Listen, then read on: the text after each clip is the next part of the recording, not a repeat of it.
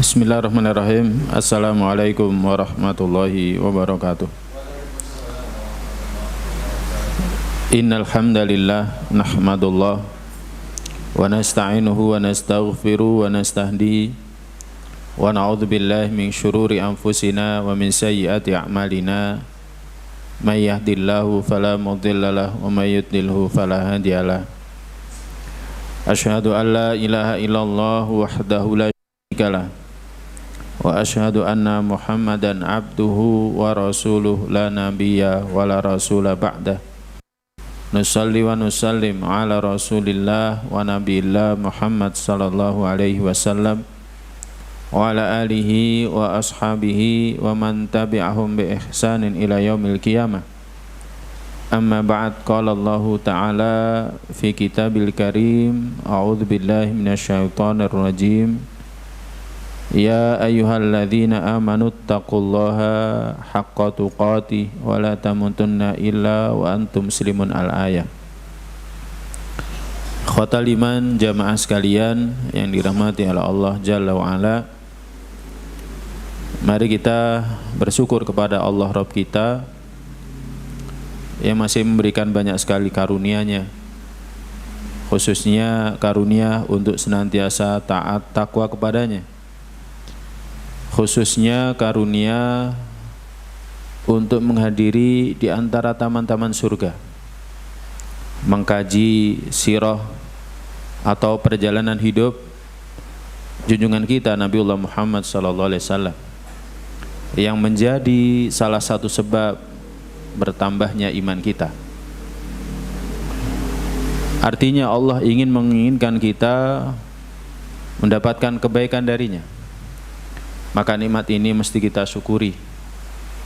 Apalagi di tengah guyuran hujan malam ini yang masih membuat kita istiqomah menghadiri.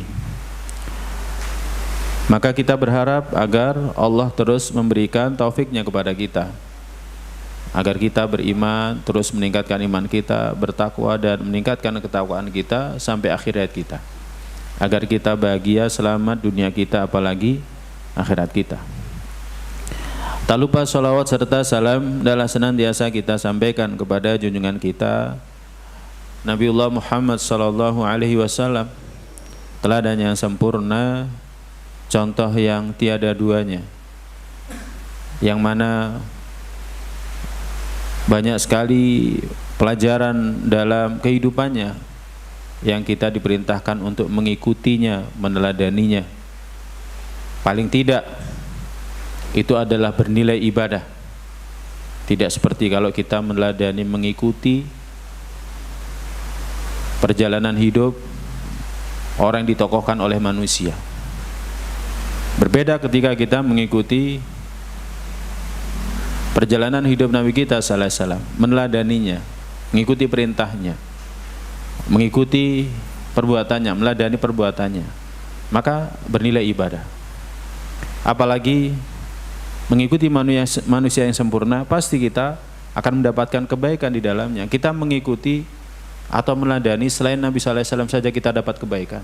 Kalau kita baca biografi seseorang, kemudian kita meneladani biografi orang itu, bagaimana kita menjadi seorang pengusaha yang sukses, kita dapat kebaikan. Maka bagaimana dengan meneladani Nabi kita sallallahu alaihi wasallam? Tentu kebaikannya jauh lebih banyak.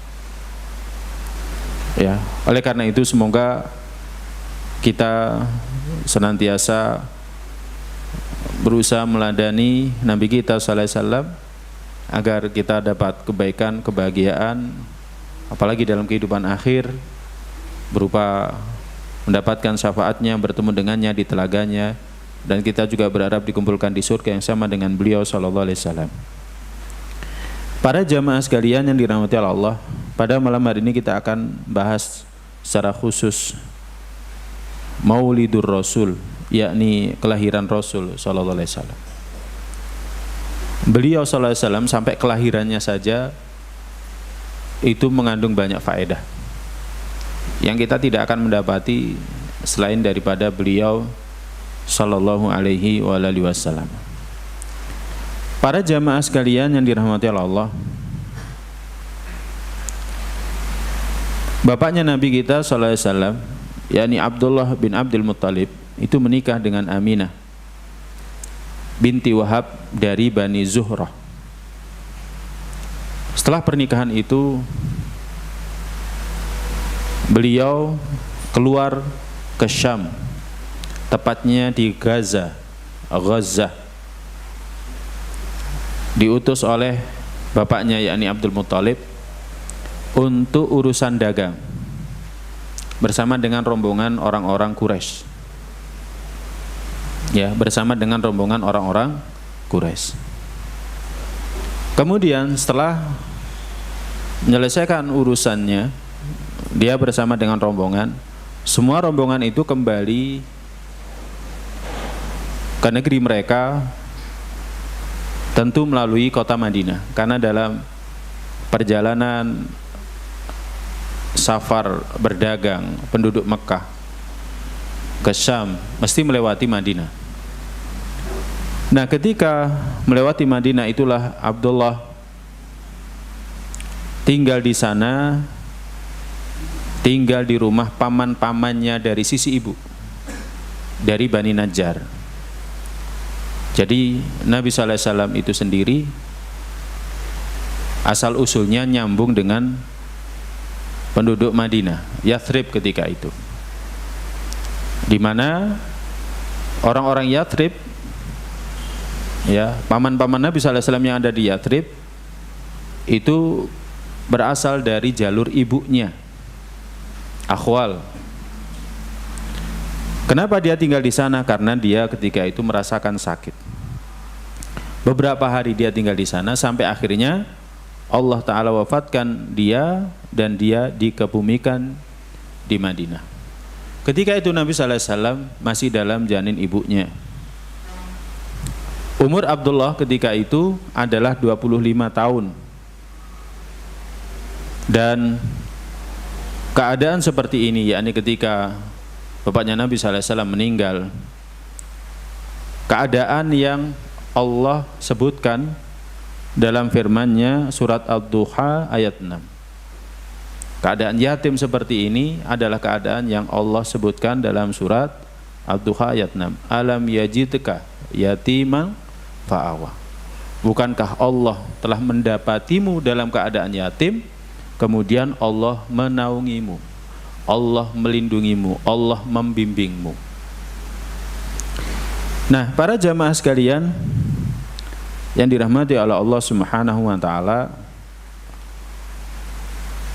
ini keadaan Nabi kita SAW ketika masih dalam janin ibunya. Jadi sudah ditinggal wafat oleh bapaknya. Keyatiman yang sempurna. Lebih sempurna lagi nanti ketika beliau SAW ditinggal oleh ibunya. Ada pelajaran nanti yang bisa kita ambil darinya.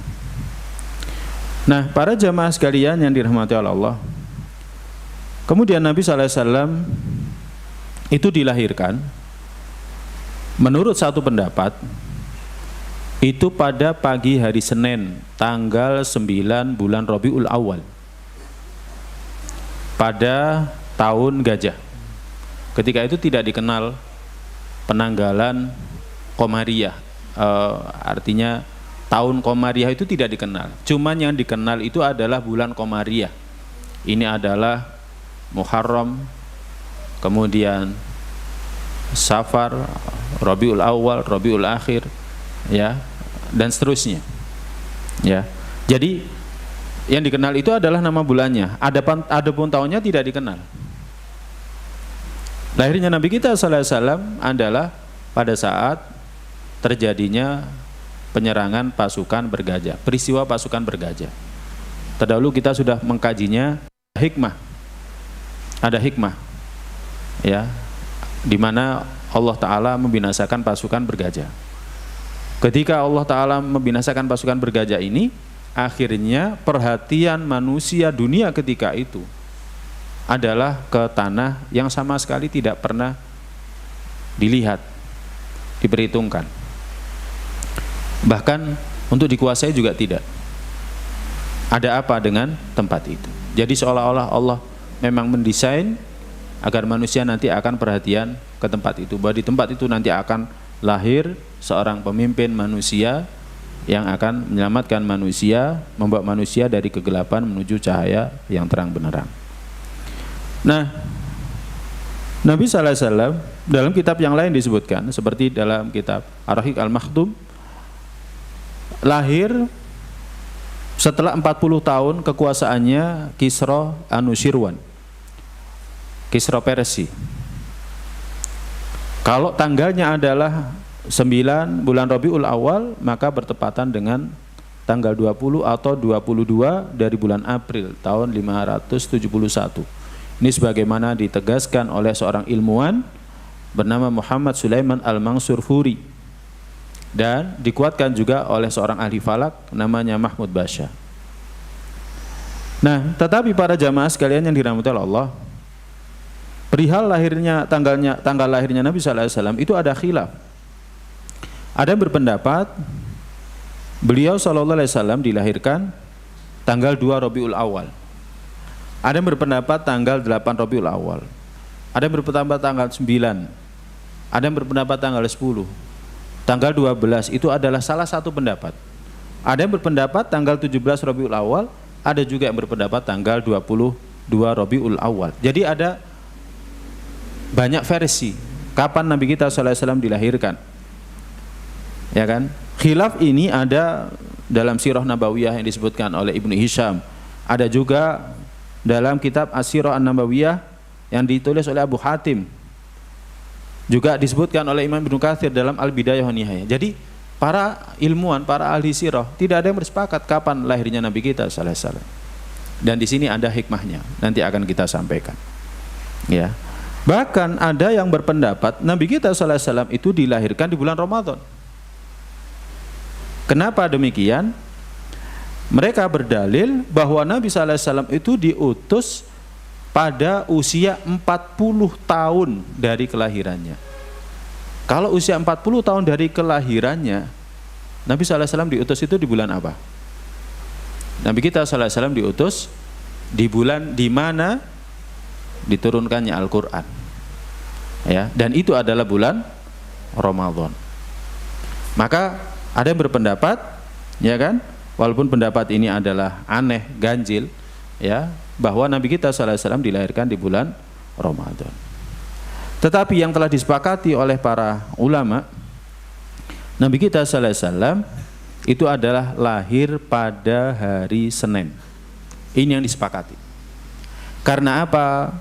Karena sabda Nabi kita SAW dalam hadis yang diriwayatkan oleh Imam Muslim dalam kitab Sahihnya, beliau SAW ketika ditanya tentang puasa hari Senin, maka beliau SAW mengatakan, dzaka yaumun wulidtu fihi wa unzila alayya fihi. Itu adalah hari di mana aku dilahirkan, demikian juga hari di mana aku mendapatkan wahyu. Nah, ini yang tidak ada perselisihan pendapat tentang masalah ini, bahwa Nabi kita SAW dilahirkan pada hari Senin. Nah, ini para jamaah sekalian yang dirahmati oleh Allah SWT.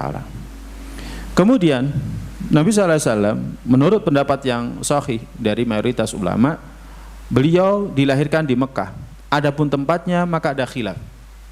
Ada yang mengatakan di perkampungan Bani Hashim, ada yang mengatakan di perkampungan dekat Sofa, ya. Jadi ada khilaf tentang masalah di mana Nabi kita SAW dilahirkan tempatnya. Demikian juga kita mungkin pernah mendengarkan ada peristiwa-peristiwa yang menyertai lahirnya Nabi kita SAW, tetapi riwayat-riwayat itu tidak tetap. Jadi riwayat-riwayat itu tidak tetap. Syekh Shafiur Rahman Barakfuri sendiri dalam kitabnya juga menyebutkan riwayat-riwayat seperti ini, tapi juga dikatakan tidak tetap. Di antaranya ketika Nabi SAW dilahirkan, ibunya mengatakan lamma waladtuhu kharaja min farji nur adaat lahu kusurus syam. Tatkala aku melahirkannya, maka keluar dari kemaluanku cahaya yang menerangi istana-istana yang berada di Syam. diriwayatkan oleh Imam Ahmad, Ad-Darimi dan lain sebagainya. Ya, tapi ada riwayat yang secara umum itu sahih, ya. Jadi dari Abu Umamah disebutkan bahwa Nabi sallallahu alaihi wasallam bersabda, ra'at ummi ka'annahu kharaja minha nurun adha'at minhu qusurus syam. Ibuku bermimpi seolah-olah keluar darinya cahaya yang menerangi istana-istana Syam. Ya. Kalau ini riwayat yang disahihkan. Kemudian ada juga tanda-tanda yang lainnya, tapi riwayat ini sekali lagi sanadnya tidak tetap. Seperti diriwayatkan bahwa ketika lahirnya Nabi sallallahu alaihi wasallam, beranda-beranda yang berada di istananya Kisra itu berjatuhan, roboh. Demikian juga api yang disembah oleh orang-orang Majusi, api abadi yang disembah oleh orang-orang Majusi itu juga padam.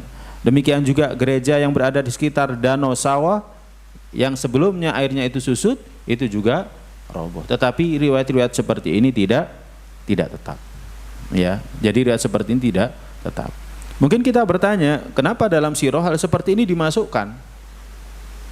Ya, para ulama menjelaskan ya di antara masalah ini, ya kan, bahwa penyebutan riwayat-riwayat yang tidak kuat itu tidak menjadi masalah dalam pembahasan sirah.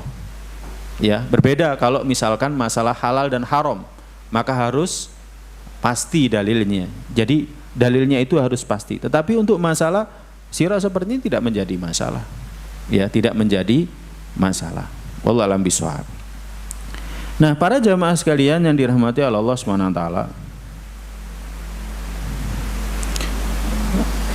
Imam Ibnul Qayyim mengatakan waktu lahirnya Nabi sallallahu alaihi wasallam pada tahun gajah ini adalah yang masyhur.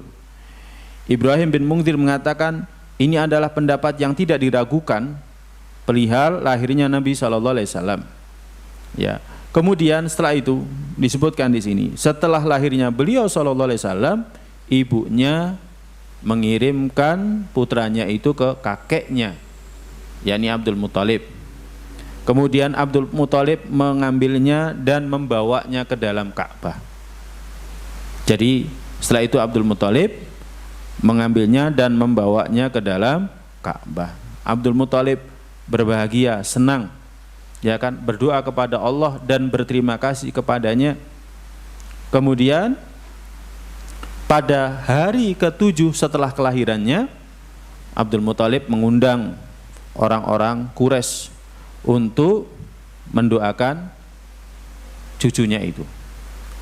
Tatkala mereka sudah selesai makan, maka mereka berkata, wahai Abdul Muthalib, ma sammaita ibnaka alladhi da'aitana ala wajhi.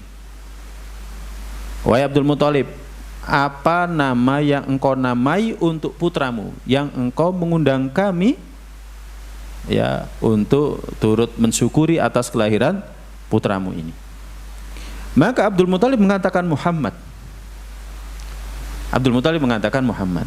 Maka orang-orang komentar, kaifa sammaita bismin laisa li ahadin min abaika wa qaumika?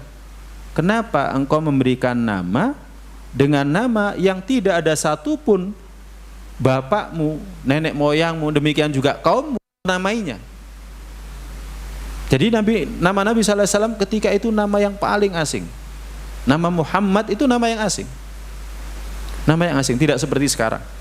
Ya, tidak seperti sekarang. Bahkan beberapa waktu yang lalu, seperti di Inggris kalau tidak salah, atau di Eropa, nama Muhammad atau turunannya itu adalah nama yang paling masyhur kedua. Ya, itu di negara non-Muslim. Nama yang paling masyhur kedua itu adalah namanya Nabi Muhammad SAW dan turunannya. Ya kan, Ahmad, ya Muhammad, ya kan, dengan perbedaan logat, ya. Nama yang paling masyhur. Tetapi ketika itu nama Nabi SAW Muhammad itu tidak masyhur.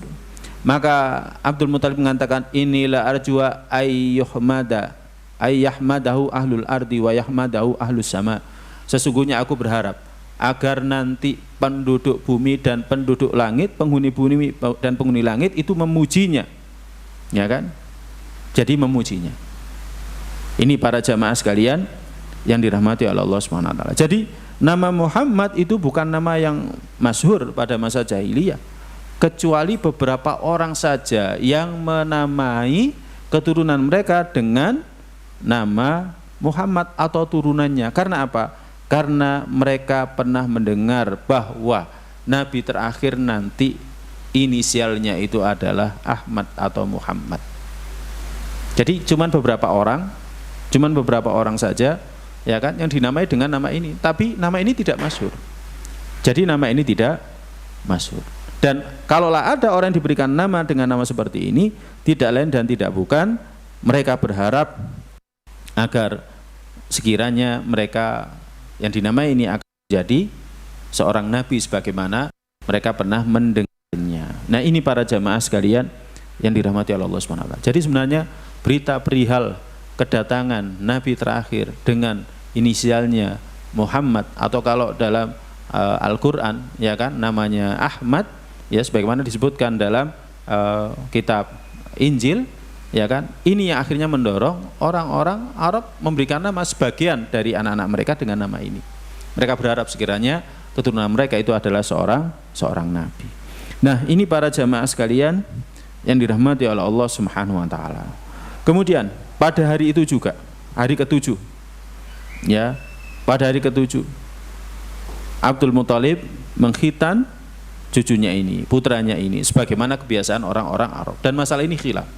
Ada yang berpendapat bahwa Nabi kita sallallahu alaihi wasallam lahir dalam keadaan dikhitan, ya, jadi lahir dalam keadaan dikhitan. Tapi pendapat yang lebih kuat adalah sebagaimana kebiasaan orang-orang Arab, mereka tidaklah mengkhitan anak mereka kecuali ketika usianya mereka itu bayi. Jadi pada usia 7 bulan, 7 hari mereka itu langsung dikhitan. Jadi ketika usianya mereka bayi langsung dikhitan. Itu kebiasaan orang Arab. Ya, sangat berbeda dengan kita di sini, ya kan?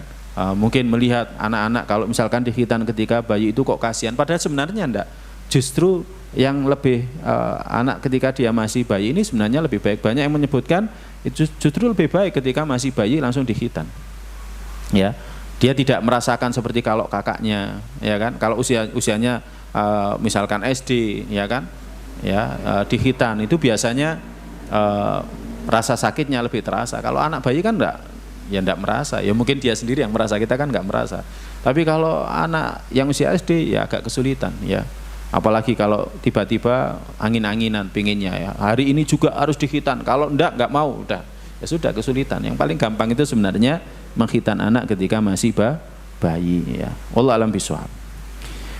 Nah, para jamaah sekalian yang dirahmati Allah, barulah setelah itu Nabi kita sallallahu alaihi wasallam disusui oleh ibunya, ya kan?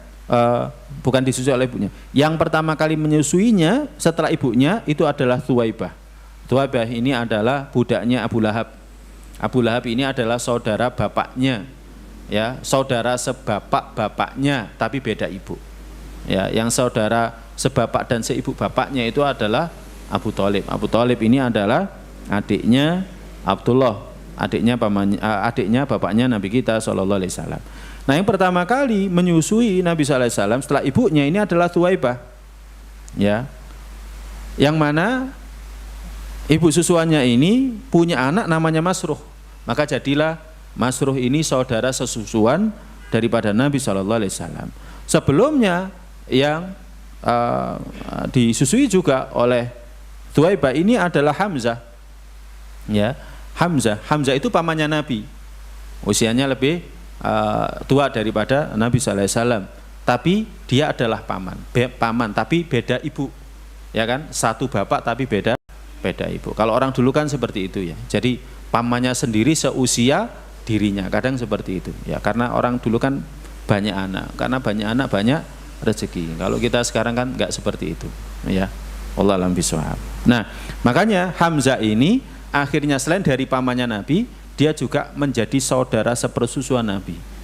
Bahkan jadi saudara sepersusuan 2 kali, ya kan? Karena menyusu ke Thuwaibah dan berikutnya adalah kepada Halimah. Insya Allah pembahasan lebih detail tentang masalah ini akan kita bahas pada kesempatan yang akan datang dengan izin Allah Ta'ala.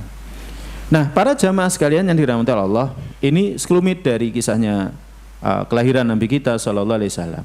yang paling penting adalah faedah daripada peristiwa ini. Ya, yang paling penting adalah faedah daripada peristiwa ini. Nah, sebelum kita mengambil faedahnya, ada beberapa poin penting tentang tanggal lahirnya Nabi kita Shallallahu Alaihi Wasallam. Jika kita lihat tanggal lahirnya Nabi kita Shallallahu Alaihi Wasallam, ya, kita mendapati bahwa pendapat yang menyebutkan tentang tanggal lahirnya Nabi kita Shallallahu Alaihi Wasallam itu banyak, dan tidak ada pendapat yang pasti tentang masalah ini.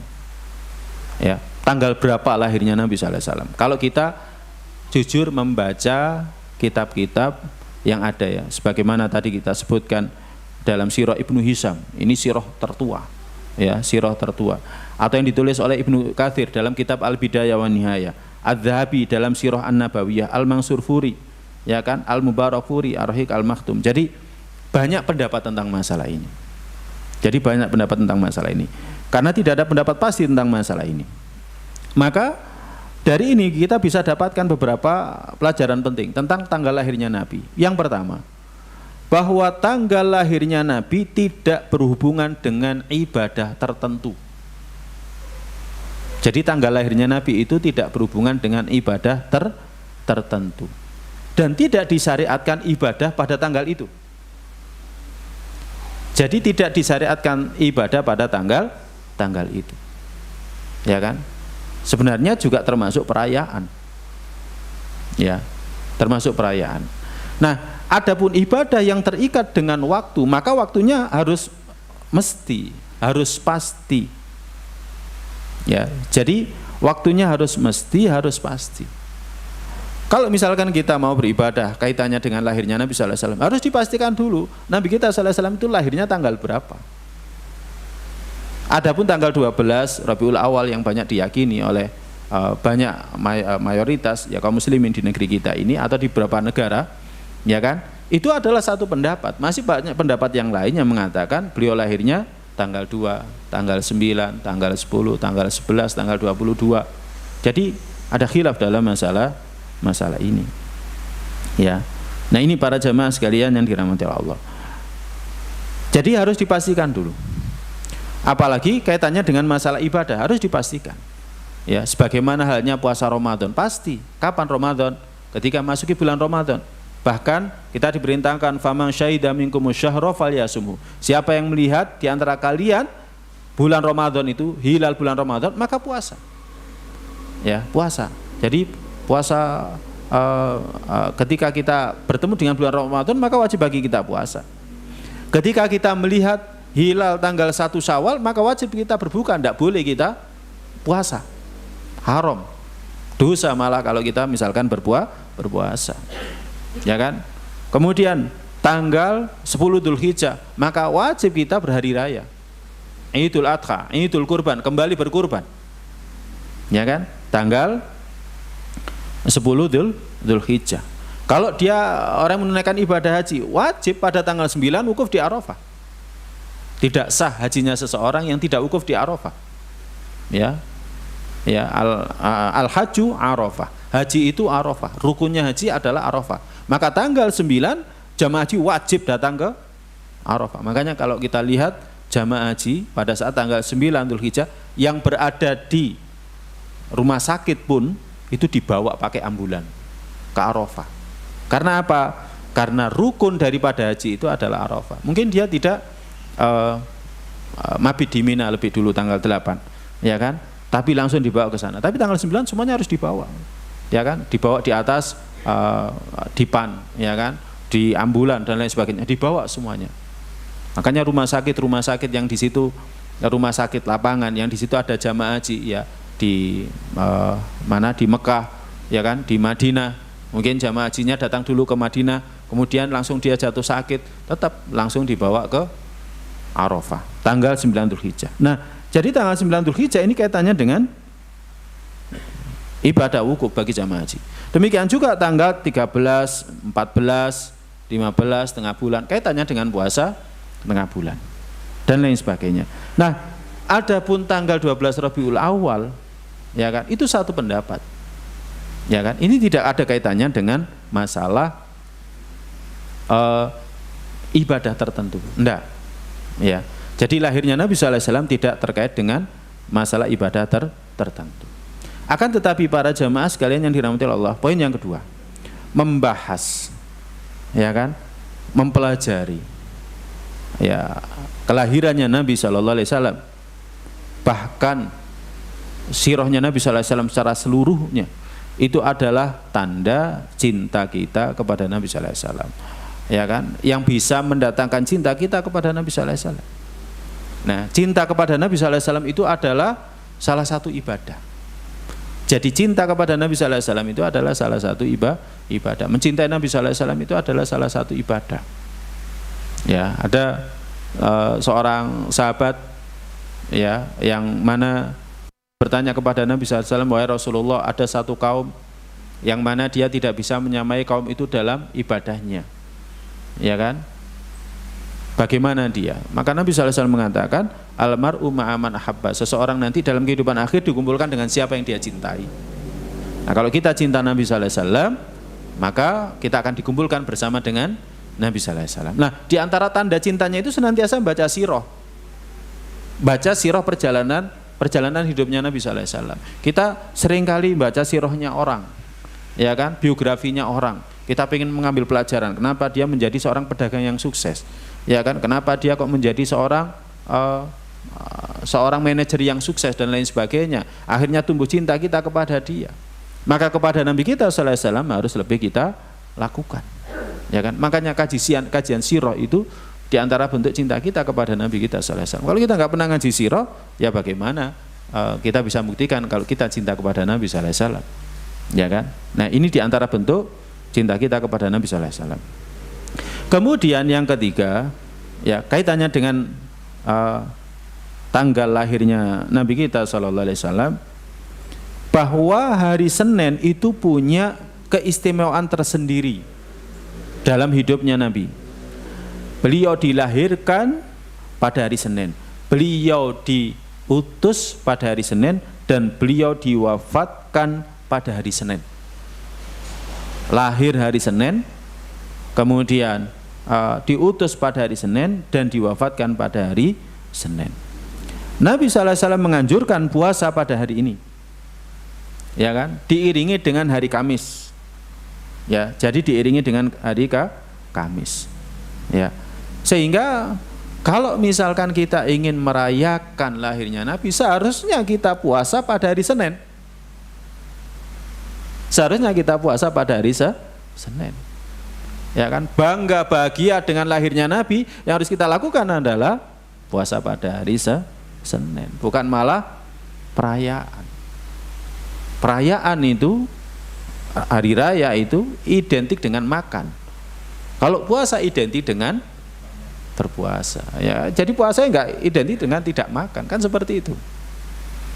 Nah, ini para jamaah sekalian yang dirahmati oleh Allah Subhanahu wa ta'ala. Oleh karena itu, ini poin penting yang harus kita perhatikan. Jadi kalau kita ingin menunjukkan cinta kita kepada Nabi sallallahu alaihi wasallam adalah, ya, diantaranya adalah kita senantiasa puasa Senin dan Kamis, ya, puasa Senin dan Kamis. Wallahu a'lam bishawab. Nah, para jamaah sekalian yang dirahmati Allah, apa pelajaran dari kisah lahirnya Nabi kita sallallahu alaihi wasallam? Yang pertama, bahwa Nabi sallallahu alaihi wasallam dilahirkan setelah kematian bapaknya, ya. Imam Ibnu Katsir mengatakan, hadza ablaghul yatmi wa a'lama rotibi. Ini adalah keyatiman yang tertinggi. Ini adalah tingkatan yatim yang tertinggi. Kok bisa seperti itu? Karena Nabi SAW nggak ketemu sama bapaknya sama sekali.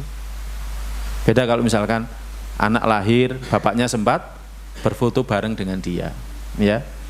Ada beberapa peristiwa itu, ya, ketika bapaknya meninggal, ya kan, anaknya sudah lahir kemudian difoto bareng. Bahkan momen sebelumnya itu foto bareng, ya kan. Itu tentu tidak setinggi ketika dia lahir tapi bapaknya sudah meninggalkan dia. Ini keyatiman yang tertinggi, ya. Apalagi nanti sampai ditinggal mati juga oleh ibunya. Ini lebih tinggi lagi, keyatiman yang lebih tinggi. Ya sudah ditinggal mati bapak sama ibunya. Ya. Saya ada tetangga itu, ya ada tetangga itu anak terakhir ini ditinggal wafat ibunya. Ya, jadi dia lahir, ibunya wafat. Ya, dia punya 2 putri. Ya, jadi punya 2 putri, selisihnya itu kalau tidak salah 2 tahun. Jadi yang terakhir ini putrinya lahir, ibunya wafat. Kemudian setelah itu selisih 2 tahun, ya ini masih bayi, pokoknya ini masih bayi, bapaknya yang meninggal. Ini keyatiman yang sempurna. Ya, jadi keyatiman yang sempurna. Nabi kita sallallahu alaihi wasallam demikian. Nah, di antara hikmahnya adalah agar orang-orang yang ingin menyerang Islam itu tidak bisa menyerang dari sisi ini. Oh, Muhammad itu ya mengambil dakwahnya itu atas bimbingan bapaknya, orang tuanya. Itu diwariskan dari orang tuanya. Enggak, dia sama bapaknya saja enggak ketemu. Dia sama bapaknya tidak ketemu. Ya. Dan ini juga hikmah yang lainnya yang nanti bisa kita dapatkan ketika kita mengkaji perihal wafatnya pamannya yang selama ini membesarkan dia, mengasuh dia. Sehingga tidak ada orang-orang ingin menyerang agama ini, mengatakan, oh Muhammad itu kan diajari sama pamannya yang ngasuh dia. Ya. Tidak, karena apa? Karena sampai akhir hayatnya pamannya Abu Thalib, ya kan? Ketika ditanya, ya ammi qul la ilaha illallah, pamanku katakan la ilaha illallah, aku jadikan ini saksi, uhaju biha indallah. Tapi pamannya mengatakan bal ala millati Abdul Muthalib, bahkan aku mati di atas agamanya Abdul Muthalib. Nah, sehingga orang-orang ingin menyerang Islam tidak bisa menyerang dari sisi ini, mengatakan oh Muhammad itu mendapatkan ajaran ini dari siapa? Dari bapaknya. Oh, bapaknya mati lebih dulu sebelum dia dilahirkan, dari kakeknya, ya kan? Kakeknya masih dalam kondisi musyrik, dari pamannya Abu Thalib. Abu Thalib selama ini, ya kan, menopang dakwanya, tapi dia tidak pernah mengikuti agama yang dibawa oleh Nabi sallallahu alaihi wasallam. Nah, seperti itu. Jadi dari sisi ini, orang-orang yang membenci Islam tidak bisa menyerang Islam. Ya, jadi tidak bisa menyerang Islam. Nah, ini para jamaah sekalian yang dirahmati Allah. Kemudian yang kedua, bahwa tumbuhnya Nabi sallallahu alaihi wasallam dalam kondisi yatim menjadikan beliau itu bisa memahami dan merasakan tentang makna-makna kemanusiaan, tentang nilai-nilai kemanusiaan yang tinggi, yang agung. Karena dari awal dia itu sudah merasakan kondisi yang demikian. Ya, ditinggal mati bapaknya. Pada para jamaah sekalian yang dirahmati Allah, pada masa dulu anak itu kalau dalam kondisi yatim, ditinggal mati bapaknya ketika dia masih dalam kondisi dia masih kecil, ya. Itu namanya yatim. Yatim itu tidak dianggap. Nanti pada pertemuan yang akan datang ketika kita membahas tentang pengasuhan Nabi sallallahu alaihi wasallam, kita akan mendapatkan kondisi seperti itu. Ya, di mana orang-orang wanita-wanita dari Bani Sa'ad ketika mendapati bahwa Nabi sallallahu alaihi wasallam ini tidak punya bapak, maka orang-orang pada menolak, nggak mau menyusui anak yang tidak punya bapak. Maka apa yang bisa dibayarkan oleh bapaknya kepada mereka wanita-wanita yang menyusui? Karena pada masa itu menyusui anak itu adalah jasa. Ya seperti sekarang ya, ada jasa menyusui anak. Kalau pada masa dulu itu jasa menyusui anak itu namanya. Pada masa dulu namanya jasa menyusui anak, ya dibayar. Ya dibayar. Ya. Jadi seperti itu. Ya. Nah, ketika Nabi sallallahu alaihi wasallam mulai dari awal itu sudah ditinggal mati oleh bapaknya, ya, maka dia akan bisa merasakan makna-makna kemanusiaan, nilai-nilai kemanusiaan. Dia sendiri merasakan bagaimana beliau sallallahu alaihi wasallam itu terpinggirkan, ya kan, dan lain sebagainya. Ya. Beda halnya kalau misalkan Nabi sallallahu alaihi wasallam itu dari awal bapaknya sudah ada, atau bahkan Nabi sallallahu alaihi wasallam itu dari keluarga yang kaya, maka dia tidak akan bisa merasakan betul tentang nilai-nilai kemanusiaan. Ya, Kita sebagai orang Islam, kenapa kita diperintahkan untuk puasa? Agar kita bisa merasakan bagaimana menjadi orang yang fakir, orang miskin itu bagaimana. Kita akan merasakan betapa susahnya orang fakir dan miskin itu diantaranya adalah ketika kita puasa. Selama kita tidak puasa, kita merasakan makanan itu senantiasa ada. Ya kan? Kalau nggak ada, kita akan berusaha mengadakan. Kan seperti itu. Karena apa? Karena kita berkecukupan. Ya, misalkan Nabi kita sallallahu alaihi wasallam punya kebiasaan. Kalau pagi itu tanya kepada istrinya, ada makanan? Nggak ada. Sudah, aku hari ini puasa. Coba kalau kita, ada makanan? Nggak ada. Sana beli ke tetangga. Kan gitu kan? Ya, ada makanan? Saya tidak tahu. Coba cari di kulkas. Nggak ada. Ayo coba beli sana keluar. Gitu. Kalau pada masa Nabi sallallahu alaihi wasallam nggak seperti itu. Nabi tanya, ada makanan? Nggak ada. Baik, aku hari ini puasa. Nabi sallallahu alaihi wasallam sering kali menahan laparnya. Ya. Bahkan pada saat peristiwa perang Khandaq, Nabi sallallahu alaihi wasallam ya, ketika para sahabat mengeluh kepada Nabi, wahai Rasulullah, ya kan lapar. Jadi perutnya itu diganjal dengan satu batu. Kemudian para sahabat melihat bagaimana Nabi sallallahu alaihi wasallam perutnya diganjal dengan 2 batu. Ya, kalau para sahabat ganjal perutnya dengan 1 batu, Nabi sallallahu alaihi wasallam ganjal perutnya dengan dua batu. Nah, seperti ini. Jadi kalau dari awal itu beliau sallallahu alaihi wasallam memang dalam kondisi yatim, dia akan bisa merasakan betul nilai-nilai kemanusiaan. Beda kalau misalkan beliau dilahirkan dari orang tua yang lengkap, gitu kan. Kemudian orang yang kaya misalkan, dia tidak akan bisa merasakan nilai-nilai kemanusiaan yang sebenarnya, ya kan. Jika dibandingkan dia dari awal itu memang tidak punya orang tua, hidupnya susah dan lain sebagainya. Nah, ini para jamaah sekalian yang dirahmati oleh Allah Subhanahu wa ta'ala. Baik, kita lanjutkan pelajaran yang ketiga. Tumbuh kembangnya Nabi sallallahu alaihi wasallam ketika anak-anak bersama ibunya itu bukan kebetulan. Itu memang kehendak Allah Ta'ala. Ya, jadi kehendak Allah Ta'ala. Dan ini ada hikmah ilahiyah di dalamnya. Karena ibu itu punya peran penting dalam tumbuh kembang seorang anak. Bahkan sebelum Nabi kita sallallahu alaihi wasallam, kita mendapati para nabi yang lainnya seperti itu, dibesarkan oleh ibunya. Menunjukkan betapa peran seorang ibu itu besar. Ibu yang sholihah itu besar. Contohnya adalah Nabiullah Ismail alaihissalam. Yang membesarkan itu adalah ibunya, sedangkan bapaknya jauh di Syam. Perjalanan ketika itu ya 1000 lebih, 1 bulan lebih, 1000 kilometer lebih, 1 bulan lebih. Tapi dari ibu yang sholihah ini lahir anak yang salih. Dari ibu yang lembut ini lahirlah seorang anak yang lembut. Fabasyarnahu bighulamin halim.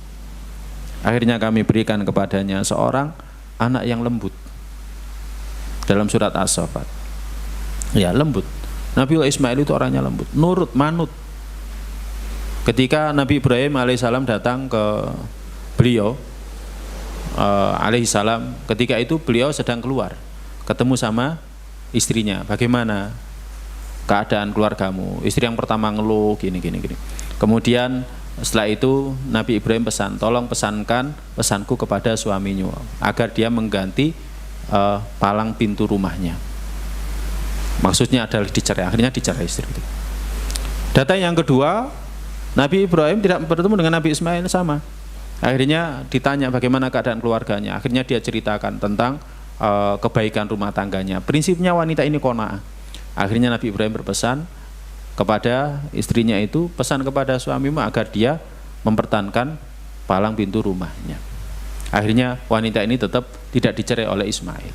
Lembut, orangnya nurut. Bahkan ketika dia disembelih, tidak disembelih, bapaknya punya hajat, ya kan, ingin menyembelih dia karena perintah Allah Ta'ala, maka dia hanya mengatakan, ya abatif al-matu marsatajiduni insyaallah minasabirin. Wahai bapakku, kerjakan saja yang kau diperintah, niscaya engkau akan mendapatiku termasuk orang-orang yang sabar. Laki-laki yang lembut. Dia lembut itu dari siapa? Ibunya. Dalam kitab Sahih Bukhari disebutkan, ya kan, tatkala Hajar ini bisa melahirkan seorang anak untuk suaminya, Maka Sarah, istri pertama itu cemburu, manusiawi, wanita itu cemburu, ya kan? Sampai akhirnya untuk menyelamatkannya, maka Nabi Ibrahim alaihissalam bawa istrinya Hajar bersama dengan bayinya ke tempat yang jauh. Ini semuanya karena petunjuk Allah Ta'ala. Dan tatkala perjalanan itu Hajar hanya bertanya, mau engkau bawa kemana aku wahai Ibrahim? Terus ditanya, tapi Nabi Ibrahim tidak bisa menjawab, enggak menjawab sama sekali. Ya wajar, ya, mengikuti perintah Allah karena taat kepada Allah Ta'ala. Satu sisi dia tidak tega, lama tidak punya anak, baru punya anak usia 80 tahun, kemudian diperintahkan untuk mengasingkan anaknya di tempat yang jauh, 1000 km. Ya, jadi jarak antara Mekah itu ya lebih. Mekah Madinah saja berapa? 700-an ya. Jadi lebih dari 1000 km itu lebih. Perjalanan 1 bulan lebih.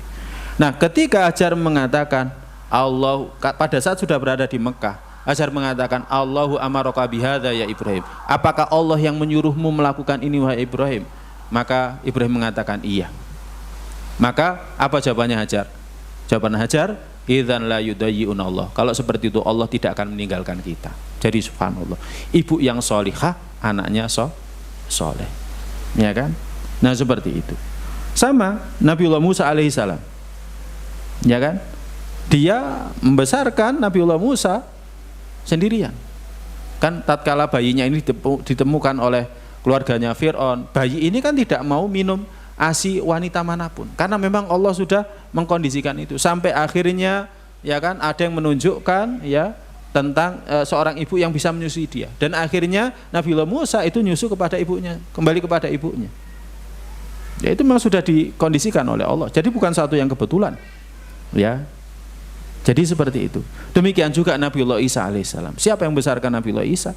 Ibunya, seorang wanita yang solihah, yang ahli ibadah, ya, yang ahli ibadah, yang dengannya saja Nabiullah Zakaria itu sampai termotivasi untuk berdoa. Nabiullah Zakaria usianya 80 tahun nggak punya anak, tapi ketika melihat kesolihan daripada Maryam, tatkala dia berada di mihrabnya, dia hanya berada di mihrabnya, kemudian dia senantiasa mendapatkan makanan, Maryam saja dapat mukjizat, saya pun bisa. Hunalika da'a Zakaria Rabbah. Ketika itulah Zakaria berdoa kepada Robnya, ya, Robbi habli min ladunka dzurriyyah. Wahai Robku, karuniakanlah dari sisimu keturunan untukku. Kalau menurut ilmu ya, kalau sekarang ya ilmu kedokteran ya, nggak mungkin Zakaria itu punya anak, itu nggak mungkin. Sama seperti Nabiullah Ibrahim alaihissalam, ya kan, dari Sarah, ya nggak mungkin. Tapi karena Allah kehendaki maka semuanya terjadi. Nah, jadi seperti itu. Jadi Nabiullah Isa bin Maryam ini menjadi orang yang soleh, ya kan, dengan sebab kesolehan ibunya. Maka para jamaah sekalian yang dirahmati Allah, memilih seorang istri yang baik itu penting. Jadi memilih seorang istri yang baik itu penting. Apalagi istri kita 1 kali 24 jam berada di rumah bersama dengan anak-anak kita. Kalau kita ini kan senantiasa kerja, ya kan, mencari nafkah di luar, ya. Kalau istri kita, mereka yang bersama dengan anak-anak kita, dia adalah ibu yang pertama. Makanya dalam ilmu tarbiyah wa ta'lim disebutkan al-ummu madrasatul ula. Ibu itu sekolah pertama. Bagaimana Ustadz kalau sudah menikah? Ya sudah, istrinya diajak ke sini ngaji. Jangan ngaji sendiri. Ya, jangan ngaji sendiri.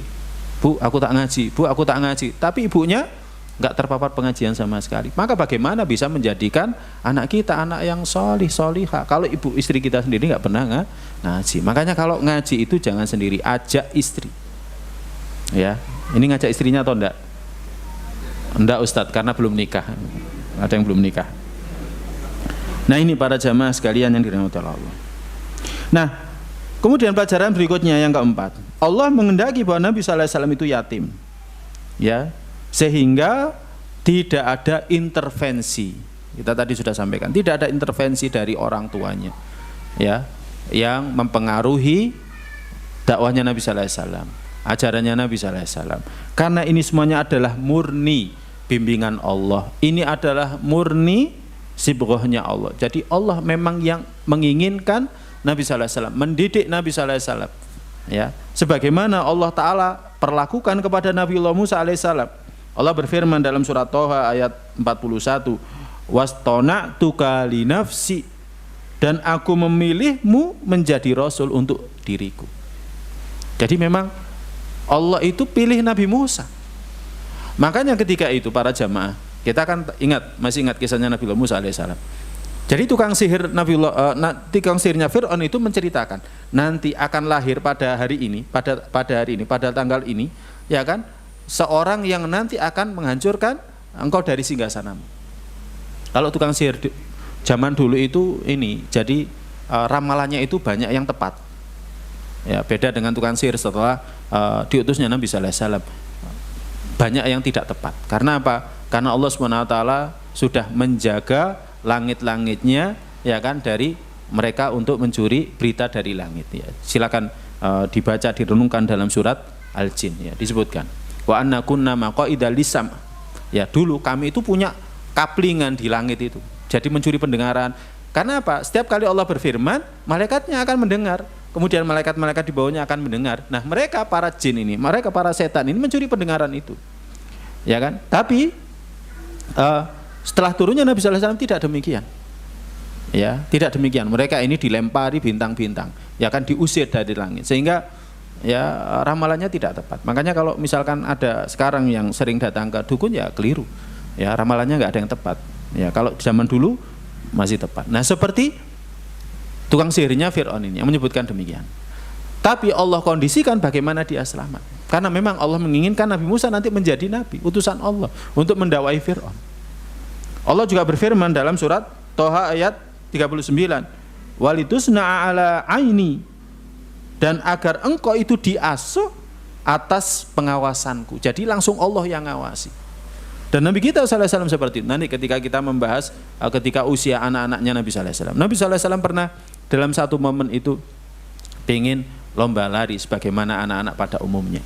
Sebagaimana anak-anak pada umumnya. Dan untuk lari itu maka gamisnya itu diangkat karena harus membawa beban. Sehingga akan tersingkap auratnya. Tapi Nabi sallallahu alaihi wasallam pernah melakukan itu, kemudian ada orang yang menempelengnya sampai akhirnya dia tidak melakukan lagi. Ya, kalau anak-anak yang lain biasa. Ya, sampai tersingkap auratnya. Gamisnya diangkat kemudian tersingkap auratnya. Nah, seperti itu. Ya, jadi Nabi sallallahu alaihi wasallam dijaga. Ya, kalau kita kan nggak dijaga. Ya, buktinya kita kecil mandi di sungai nggak pakai celana kan biasa.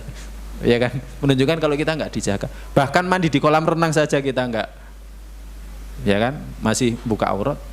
Nabi kita sallallahu alaihi wasallam memang dijaga dari awal, itu memang dijaga. Memang Allah yang menjaga Nabi kita sallallahu alaihi wasallam. Wallahu a'lam bishawab. Kemudian yang terakhir, para jamaah sekalian yang dirahmati Allah, ada pelajaran penting di sini. Keyatiman itu tidak ada hubungannya dengan kekayaan, ketinggian, dan kemuliaan. Ya, bukan berarti orang yang yatim, oh orang ini tidak akan sukses. Sangat keliru. Ya, orang ini fakir miskin, dia nggak akan sukses, sangat keliru. Ya, demikian juga bukan berarti orang yang kedua orang tuanya masih ada, demikian juga kaya, oh orang ini bakalan sukses. Enggak. Ya, itu memang diantara salah satu sebabnya. Tapi bukan itu sebabnya. Semuanya itu adalah karena Allah. Karena Allah yang menjaga. Nabi kita sallallahu alaihi wasallam yatim. Ketika yatim itu, ya kan, dia ditolak. Wanita-wanita dari Bani Sa'ad yang datang menawarkan jasanya, ketika mendapati Nabi sallallahu alaihi wasallam yatim, nolak. Apa yang akan diberikan oleh seorang anak yang orang tuanya sudah tidak ada? Jasa apa yang akan diberikan? Ya, jadi seperti itu, nggak ada. Ya, makanya orang-orang yatim itu ditolak. Tapi ternyata Allah SWT karena menjaganya, maka Allah cukupkan dia. Nabi kita sallallahu alaihi wasallam Allah tinggikan dia. Setiap kali kita mengucapkan syahadat tauhid, maka tidak sah kecuali diiringi dengan syahadat Rasul. Wa asyhadu anna Muhammadar Rasulullah. Ya, seperti itu. Ya. Nah, ini para jamaah sekalian yang dirahmati Allah. Ingat juga kisah yang disebutkan oleh Allah dalam surat Al-Kahfi yang kita senantiasa membacanya. Allah menyebutkan wa ammal jidaru fakana li ghulamaini yatimaini fil madinati. Adapun dinding itu, maka itu adalah milik dua anak yatim yang berada di kota.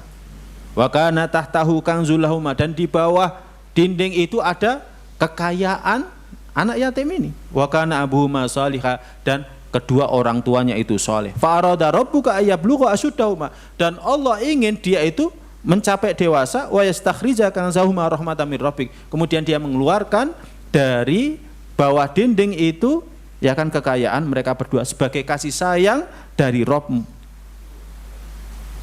Para jamaah, kalau kita soleh maka anak kita juga dijaga. Jadi kalau kita ingin anak kita ini soleh, maka kita dulu harus soleh. Ya, tapi kalau kita pengen anak kita soleh tapi kita nggak soleh, nggak mungkin. Nah ngaji yo, koyok konco-koncomu iku, sholat to, koyok konco-koncomu. Lah bapak wis tuwek, ya nggak akan bisa. Bahkan kesolehan kita ini menjadi sebab apa? Allah akan menjaganya, ya kan? Wa kana abuhuma shalihah, dan kedua orang tuanya soleh. Karena kedua orang tuanya soleh, akhirnya anaknya dijaga. Jadi sangat tidak berhubungan, ya kan? Antara keyatiman atau tidak, anak kita ini akan baik, sukses atau tidak ada hubungannya. Semuanya adalah kembali kepada Allah Ta'ala. Nah kalau kita ini soleh, walaupun anak kita yatim akan dijaga. Ini contohnya dalam surat Al-Kahfi, ya kan, ayat 82, ya kan, wa kana abuhuma shalihah fa arada rabbuka ayablugha ashuddahuma, maka Allah Subhanahu wa taala menginginkan agar dua anak ini tumbuh dewasa kemudian ngambil hartanya itu. Caranya bagaimana Allah menjaganya? Allah kirimkan Khidir, ya kan, untuk menegakkan dinding yang hendak roboh itu. Allah ada saja caranya. Jadi ada saja caranya. Nah ini para jamaah. Jadi kalau kita ingin anak kita ini dijaga oleh Allah, mulai dari kesolehan kita, senantiasa mendoakan anak kita, ya kan, berusaha menjadikan mereka anak-anak yang solih dan solihah. Nanti mereka akan dijaga oleh Allah Subhanahu wa ta'ala. Allah a'lam bishawab. Ya, ada riwayat dari Ibnu Rajab, ini penting ya, di mana Umar bin Abdul Aziz mengatakan, ma min mu'min yamutu illa hafizahullahu fi aqibihi wa aqibi aqibihi.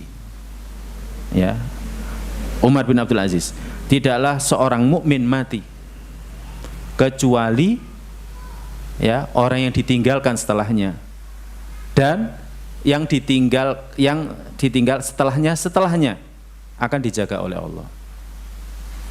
Ya, berarti anak kita, istri kita akan dijaga oleh Allah. Ya, cucu kita akan dijaga oleh Allah SWT. Ini yang dikatakan oleh Umar bin Abdul Aziz. Tidaklah orang mukmin mati kecuali Allah jaga, ya kan, generasi setelahnya. Demikian juga dengan generasi kedua setelahnya. Ya. Jadi kalau kita soleh itu kebaikannya untuk anak kita, demikian juga untuk anak cucu kita. Wallahu a'lam bishawab. Mungkin ini yang bisa kita kaji pada pertemuan kali ini. Semoga bermanfaat untuk saya pribadi dan kita semuanya. Semoga bisa menambah iman kita kepada Rabb kita Allah Jalla wa'ala. Kita akhiri dengan doa penutup majelis. Subhanakallahumma bihamdika asyhadu an la ilaha illa anta astaghfiruka wa atubu ilaik. Allahumma inna nas'aluka ilman nafi'an wa rizqan thayyiban wa amalan mutaqabbala. Allahumma inna ala dzikrika wa syukrika wa husni ibadatik. Assalamualaikum warahmatullahi wabarakatuh.